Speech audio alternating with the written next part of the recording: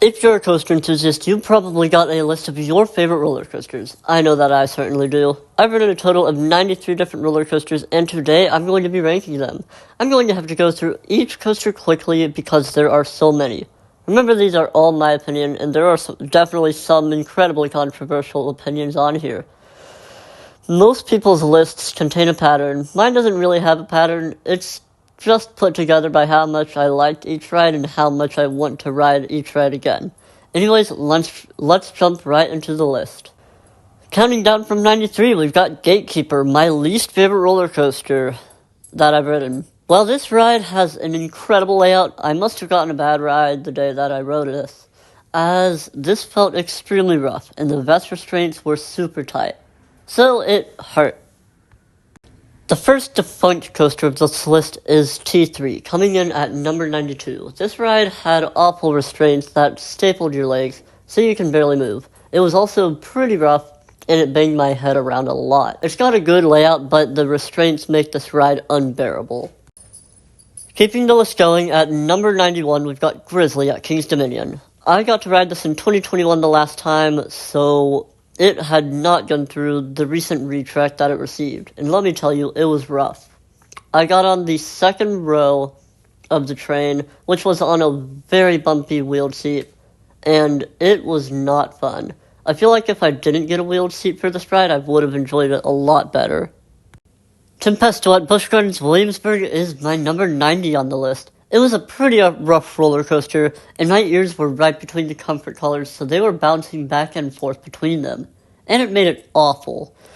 I feel like this would be better now that I'm taller, so my ears would not pinball between the comfort collars, at least not as much.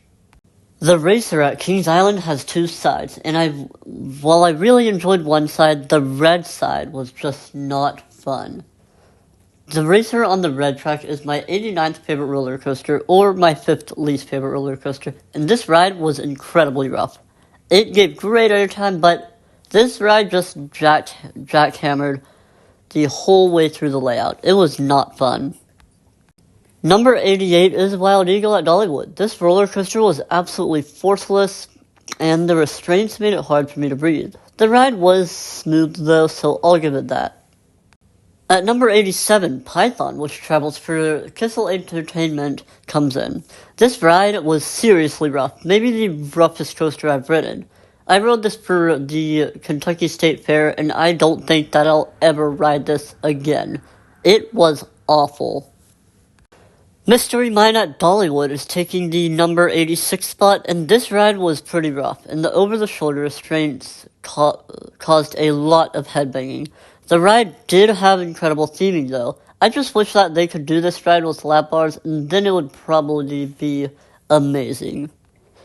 Flying Ace Aerial Chase, located at Kings Island, is at my number 85, and this pretty much has the same issues as Mystery Mine. It just didn't hurt as bad because it wasn't just as fast, because it was a kids coaster. This ride definitely needs a retrack, though.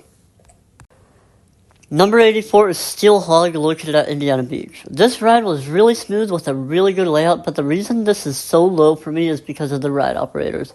This ride has over-the-shoulder restraints and a lap bar. The ride operators rushed, so they pushed the over-the-shoulder restraint down too far, and it caused me to have to slouch for the whole ride. And it dug into my shoulders, causing me a bit of pain. At number 83, we've got Whistle Point Chaser at Dollywood. This ride was really uncomfortable with the tiny trains, but that's about all I have to say. At the 82nd spot, Corkscrew from Cedar Point comes in. It's not as bad as some people say, but it was pretty rough though. It did give me a bit of airtime, which wasn't the most pleasant experience, but it surprised me. I'd like to give this ride another try and brace myself, hoping that I get a better ride. Journey to Atlantis at SeaWorld Orlando wasn't a bad ride. However, at the time of riding, I hated getting wet. I kind of still do, but I can at least handle it now. I could not as a child. This one sits at my 81st spot for now. At Indiana Beach, Hoosier Hurricane takes the 80th spot. This ride was incredibly smooth, but the ride had one of the most boring layouts ever. This ride gave no airtime, no laterals, so it kinda just felt like the ride was moving with no purpose. Number 79 is Racer 75 on the north side at King's Dominion. This ride has the same issues as Hoosier Hurricane. It was super smooth but delivered no forces whatsoever. And there was only one operating side on this racing coaster, so we were not even racing, making it feel pointless. The 78th spot goes to Cedar Point's Iron Dragon. This ride was a bit rough, but not too bad. It had a pretty boring layout, however it was relaxing to ride. At 77, we've got Tennessee Tornado at Dollywood. This ride was super smooth, but it was forceless. That's all I gotta say about Tennessee Tornado. At 76, we've got Dahlonega Mine Train at Six Flags Over Georgia. This ride was pretty rough, but it did have some good laterals, and a nice last drop into a tunnel. For the 75th spot, Wacky Worm Traveling with Kissel Entertainment takes the spot. This ride was really boring and a bit rough. There were breaks on the only drop of the ride, killing the only good part, making this kids coaster feel pointless. The Bat at Kings Island places at number 74. This was an extremely fun ride. However, it was rough and gave headbanging, so that caused a bit of pain. For the number 73 spot, we've got Howler at Holiday World. This is a clone of Whistle Point Chaser, meaning that it has the same layout. The trains were still extremely tight, but the ride did have quite a bit of bite to it for a kiddie coaster, so it ran crazy. Spinning Out at Beach Bend is an SBF Visa spinning roller coaster, and it was pretty boring, so it's going in the number 72 spot. We've got another SBF Visa for 71, and that is going to be Twist and Shout at Malibu Jacks in Louisville. This ride has a shorter layout than Spinning Out, but it is a bit more sudden with the laterals, and it seemed to spin a lot more. Reaching number 70, we've got Apple's Apple at King's Dominion. This ride gave some crazy laterals on the hairpin turns, and my sister and I had a lot of fun on this little ride. At number 69, we're going to have to go with the final ride from Kissel Entertainment's Kentucky State Fair on this list, and that is Orient Express. I rode this once, and it was the best ride in the park, even though it was the smallest. This ride gave good laterals, and we went around like 10 times, so it felt like forever. Woodstock Express at Cedar Point is coming in at the number 68 spot. And this is not the best kiddie coaster in the world, but not the worst. The ride had a seatbelt, which made the operators take a long time, but I still had a decent time on this kiddie coaster. Number 67 is Super Grover's Boxcar Derby at SeaWorld Orlando. This ride was originally named Shamu Express when I rode it, but they've changed the name since. It was pretty tame. Number 66 is the Great Pumpkin Coaster. This ride was surprisingly intense for the little kids coaster that it was, and it had a surprising amount of speed. Cedar Creek Mine Ride at Cedar Point rides in at number 65. This ride had some good laterals, but other than that, it was pretty boring. It was pretty smooth though. This next placement may upset some people, but it is Apollo's Chariot at Busch Gardens Williamsburg, coming in at number 64. I got one night ride on this, and it was pretty forceless. It was smooth, though. Roller Skater from Kentucky Kingdom somehow makes it above Apollo at number 63. This one is pretty fun with some nice laterals. It is a bit rough, though. This one is always going to get the edge against other kiddie coasters just because it's the first roller coaster I ever ridden. Going back to King's Dominion, we have Flight of Fear. This roller coaster, coming in at 62nd place, had a weak launch and was extremely forceless during the ride. But it was a bit disorienting on the brake run when we were flat, but I thought we were banked for some reason. Loch Ness Monster is an iconic aerodynamics roller coaster located at Busch Gardens Williamsburg, taking the number 61 spot. And this one certainly is a pretty good one. While the ride wasn't too forceful or anything, it was interesting to ride this, especially riding through the interlocking loops. It was pretty smooth as well.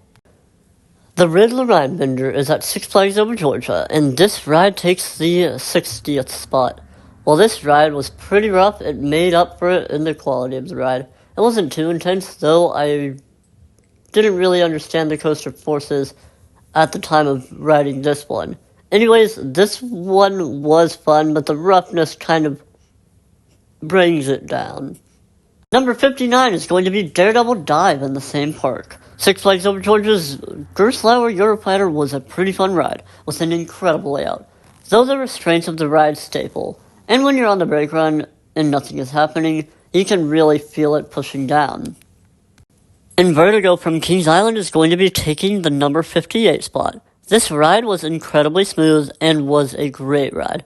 It wasn't the most forceful, but it is fun not knowing exactly what's coming when you aren't facing forward. Beach Bend has a wooden coaster called Kentucky Rumbler, and it is taking the 57th spot. This ride was pretty rough, and it didn't run super well, not really giving much airtime. I rode this many times in different rows, but none of them really made the ride stand out against others. It had great pacing throughout the ride, though. Adventure Express at Kings Island is a fun aerodynamics mine train that has some decent theming throughout the ride and some great laterals, and it's taking the number 56 spot. The only thing really holding me back from putting this higher is that the ride ends with a lift hill. It also had a bit of roughness, but that somehow added to the ride. Number 55 is going to be Seven Dwarfs Mine Train at Magic Kingdom. This ride is basically Adventure Express, but with better theming, and it doesn't end with a lift hill. Rougarou at Cedar Point is number 54, and this ride pulled some incredible forces during the first half. If this ride was only the first half, I'd consider putting this a lot higher. But the second half was brutally rough, and it gave a lot of headbanging. Georgia Scorcher is Six Flags Over Georgia's stand-up roller coaster. This ride, I remember, was extremely fun. The inversions felt weird standing up, but in a good way. I'd love to ride this again, so it stands at my number 53. Located at Cedar Point is Magnum XL 200, taking the number 52 spot. This ride was brutally rough on a wheeled seat, so my favorite row of the ride was row 5. In that row, it delivered some great airtime. It wasn't as good of airtime as I was expecting, but it was still pretty great.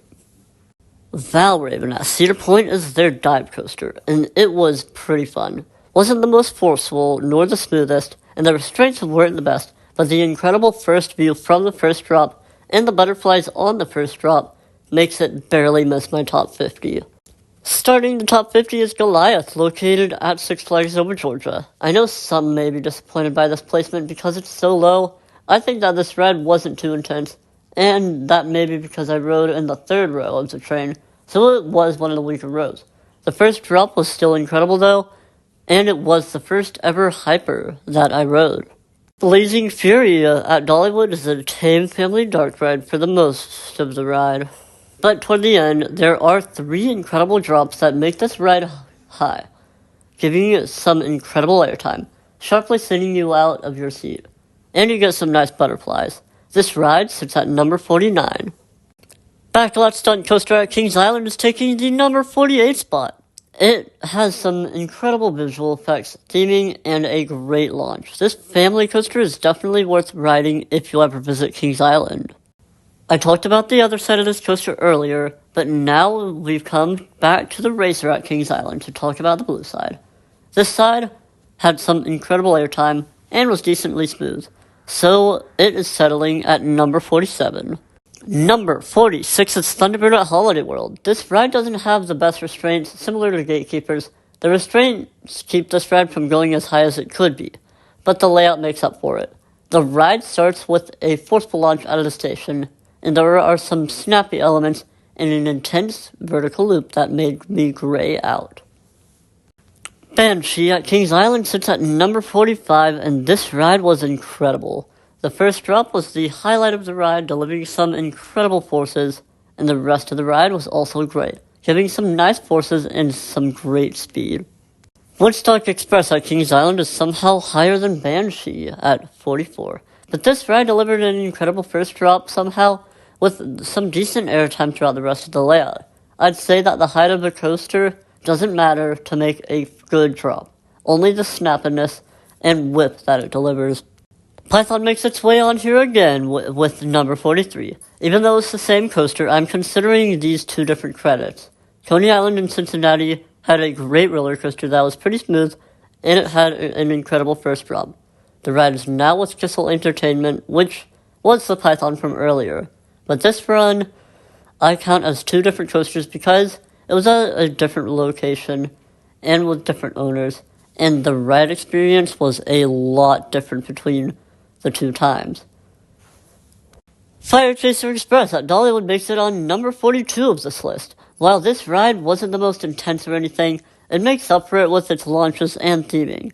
The theming before one of the launches is incredible. The terrain makes this ride terrifying, specifically right after the first slip hill, with a sharp right turn that makes you feel like the train is about to tilt off the track. You know that it's perfectly safe though, but it still feels crazy. Riding in at number 41 is Tigger from Indiana Beach. This roller coaster was extremely fun. There are a lot of supports everywhere, making it super cool visually whenever you're riding. The first turn after the lift hill goes so slow that you don't even know if you're going to make it to the first drop. But then the first drop kicks in, and you feel like you're going so fast in that lay down position that you're in, and it delivers some nice butterflies. Number 40 is the Raven at Holiday World. While this ride isn't the most intense, it has an incredible sense of speed and tosses you around like a ragdoll during the final turns. The laterals during this ride are crazy, and it makes it hard to keep yourself upright during this crazy experience. Alpengeist at Busch Gardens Williamsburg takes the number 39 spot, and this ride was incredible. The ride starts with an incredibly tall lift hill at 195 feet tall, and since it's an invert, it feels even taller. The first drop pulled some good laterals, and the rest of the ride delivered some decent forces. Vortex at Kings Island is an incredible ride that is taking the number 38 spot, and it's sadly defunct, so we'll never be able to ride this again. But when it was around, it gave some incredible rides with great forces throughout the ride. And the first drop gave some good butterflies. It felt iconic riding it, and the ride also looked cool from the ground. King's Dominion has a giga coaster called Intimidator 305, and it comes in at spot 37. This ride was incredibly intense on the first turn, and the ride gave some great whippiness on some of the turns. Being 305 feet tall, I expected the first drop to be incredible, but it didn't really do anything for me. I also got a pouring down rain ride on this. It was painful, but it was super fun. Dragonflyer at Dollywood is a family invert that has a great first drop. Holding spot 36, this ride gives some great laterals, and was surprisingly forceful for a family roller coaster. At number 35, you may be in shock that this comes over Intimidator 305, but Beachfin has one more coaster that we haven't talked about yet, Wild Mouse. This ride was surprisingly incredible. My dad and I rode to one side of the vehicle, which made the coaster spin like crazy. The laterals during the first half were great, the first mini drop was incredible, and the second drop was even better. The ride had a double-up-like element, which gave a surprising jolt of ejector. Going back to Indiana Beach, Lost Coaster of Superstition Mountain might as well be the weirdest roller coaster I've ridden. At number 34, this ride starts out with an elevator lift. The ride vehicles are like little cages, which will prevent you from hitting any part of your body on the very tight building. The turns on this ride are super tight, which will throw you around like a ragdoll. Some of the airtime hills, while they won't deliver any airtime, because of the minimal restraints, you get tossed around the vehicle. And the lack of seat divider in your row may throw you against the person you're riding with. I'm a bit scared to say this next one, as I know that this one is going to be super controversial. But coming in at number 33, located at Cedar Point, is Steel Vengeance. Let me explain. While this ride was really fun, the airtime wasn't actually that great, for me at least. The first drop was just alright. What makes this as high as it does is a couple of inversions that are super whippy. I enjoy being tossed around on rides, and the 0G stall is a great feeling. This ride was also pretty smooth. I did ride this 4 times, so you can't blame me in the comments saying that I just got a bad ride on this. Kings Island has one more defunct roller coaster on this list, which is Firehawk, coming in at number 32. This ride was super fun, with some great forces throughout the ride, and some weird sensations throughout the ride in the landing and flying positions, and it made it super disorienting, but in a good way. Batman the Ride. Yes, it is a ride. At Six Flags Over Georgia is taking the number 31 spot, and this ride was incredibly whippy. And the back row going down the first drop was an unforgettable experience. This ride was also incredibly smooth. I'd love to get to experience this thing one more time, at least. Griffin at Busch Gardens Williamsburg was an incredible dive coaster that had an incredible first drop with great airtime. The second drop off the mid-course was great, and there was one more airtime hill in the middle of the ride that gave some nice floater airtime. The inversions were huge as well. The smoothness of Griffin also helps it reach the number 30 spot. Blue Streak at Cedar Point takes the number 29 spot. This incredible Woody has some great airtime and was pretty smooth. This ride ran great, with laterals, and it tossed me around quite a bit while on the ride. While it certainly was not the craziest ride in the world, it's well worth riding. And the ride hardly gets a line, so you can ride this as much as you'd like on most days. Busch Gardens Williamsburg comes in with another coaster of theirs for the number 28 spot. This is going to be Verbolten. This ride was extremely smooth with some good launches. The indoor section gave a nice break from the summer heat, and the ride has a surprise element that was incredible. And it was definitely the highlight of the ride. Anybody who's ridden it probably knows exactly what I'm talking about. But in case you're planning to ride it, I am not spoiling the surprise for you. The Flat Fear at Kings Island, even though it was the exact clone of the one at Kings Dominion, was a whole lot better. The launch was incredibly forceful, and it is probably the most forceful launch I've been on. The rest of the ride was pretty snappy, and the unexpected ride elements made the ride even better, placing it at number 27. Invader is my favorite at Busch Gardens Williamsburg, going at number 26. This ride delivered an incredible first drop in the back row, and the airtime in the front row was just insane. The final helix had me pinned to the side, and it was super memorable. My number 25 roller coaster would have to be a roller coaster that I rode with a little kid. It's really this high for memories and the nostalgia, but Big Thunder Mountain Railroad at Magic Kingdom places my number 25. This ride was also pretty fun, and it had some nice sized drops. My number 24 roller coaster is this high for the same reasons as number 25 is, and this is Space Mountain. I don't remember which side I rode on, or if I rode on both sides, so I might have actually ridden 94 coasters. This is a dueling coasters. But I just say I've ridden 93 coasters to avoid making it complicated. Riding around through the dark was incredible. Kentucky Flyer takes the number 23 spot at Kentucky Kingdom, and this roller coaster, while it's small, it packs a punch. The first drop is incredible going down, and there are some nice airtime pops going throughout the layout. I've gotten multiple rides, probably a couple hundred times. It is really fun.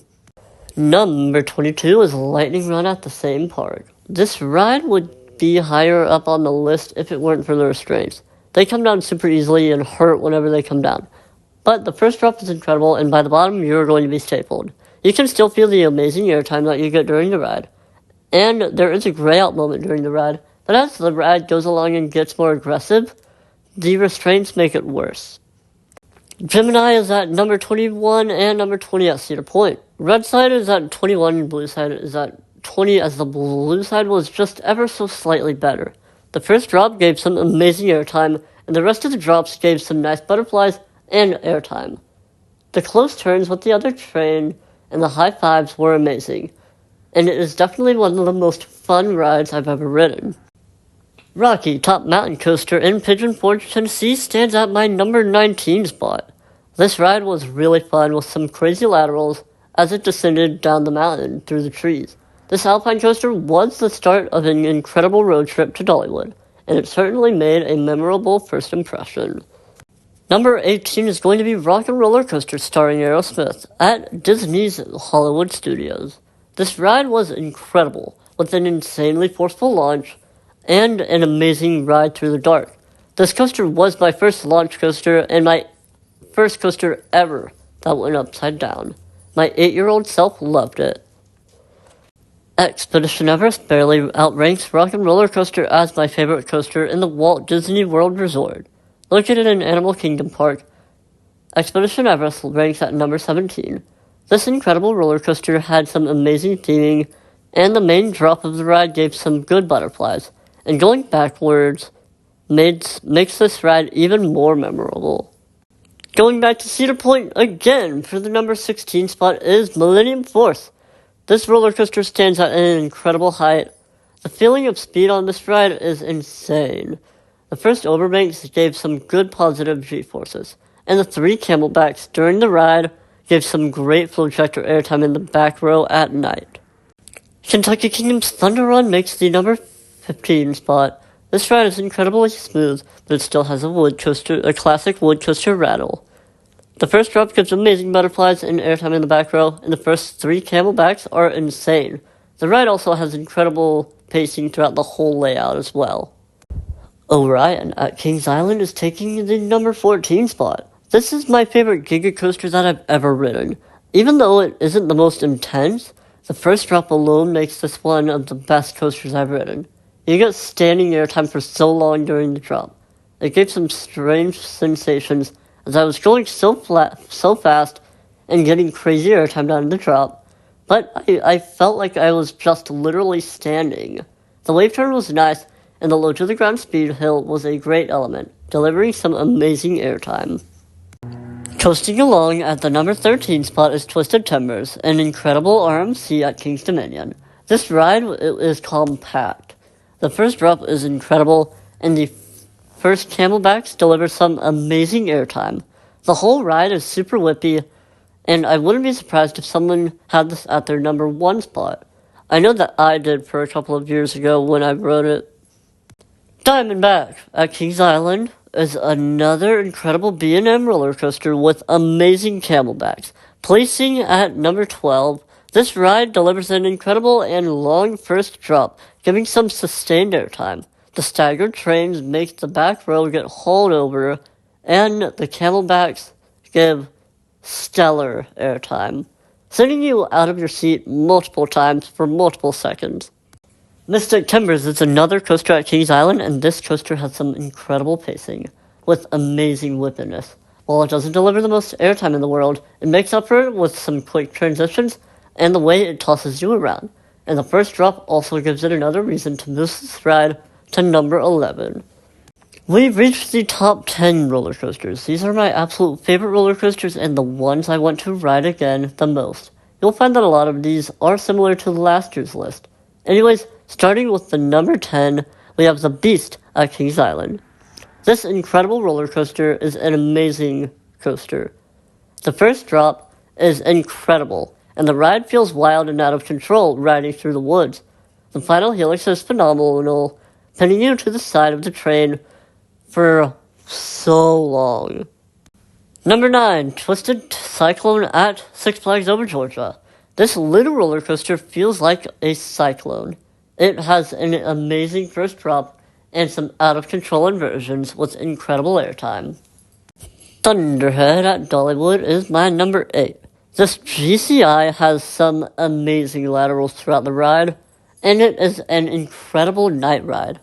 The airtime and whippiness is phenomenal, and it rides so well, and it was also pretty smooth whenever I rode it. Number 7 is going to be Superman Ultimate Flight at Six Flags Over Georgia. This ride doesn't really have much going for it. It was just really fun, except for the pretzel loop, which was insanely intense, giving some of the most butterflies I've ever felt on any coaster I've ridden.